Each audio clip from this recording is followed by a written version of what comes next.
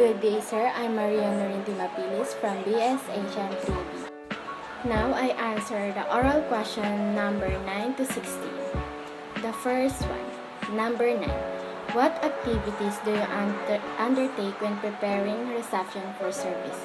First, make sure your lobby is visually clean. Keep the reception area free of trash. Avoid storing items like boxes of files within eyesight.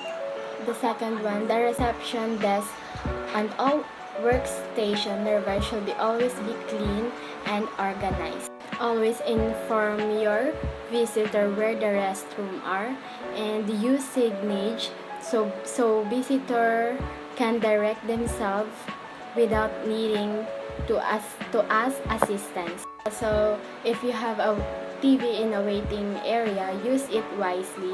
Consider looping a video on your business, highlight the products and services you offer, and otherwise tune your television to a channel of a general interest business people like the news or financial information. Number 10 question. How do you check expected guest movement for the day? And why is this activity important for the operation? Reception must check and review the arrival list beginning of reception shift to familiarize the name of the guests who are arriving that day. Reviewing expected delegates' movement is done in order to review and ensure guest bookings are correct. Number 2, ensure the right room is allocated to the guest. Number 3, facilitate and coordination of work with the other department. And make sure your VIP guests are taken care of properly and confirm airport transfer and pick-up arrangement. Also, advise housekeeping or the minibar staff to check the minibar in a certain rooms. Number 11 question. What factors do you consider when allocating guest room? During the check-in, ensure that the room is being allocated to the guest matches the room type reserved. Look for the following.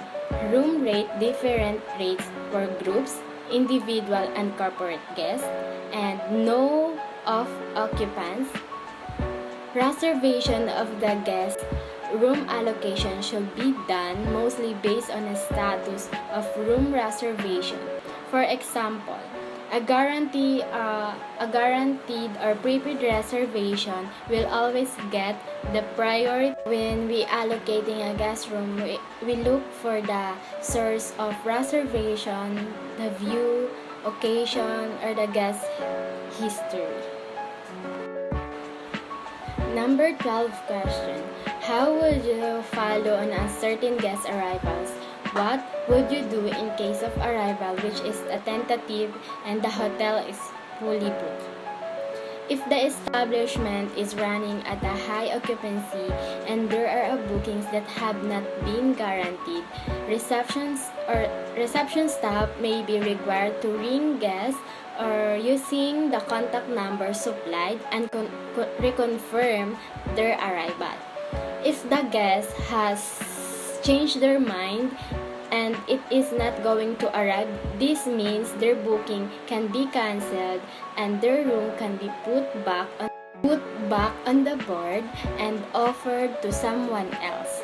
And guests who are on a waiting list may offer the room, or walk-in guests may be able to use the room. The main of the following uncertain arrival is optimized room sales. In reference to a reservation during the peak period, such as a high-profile supporting events, some establishments ask all guests to send a deposit or a code, their credit card number to guarantee the booking.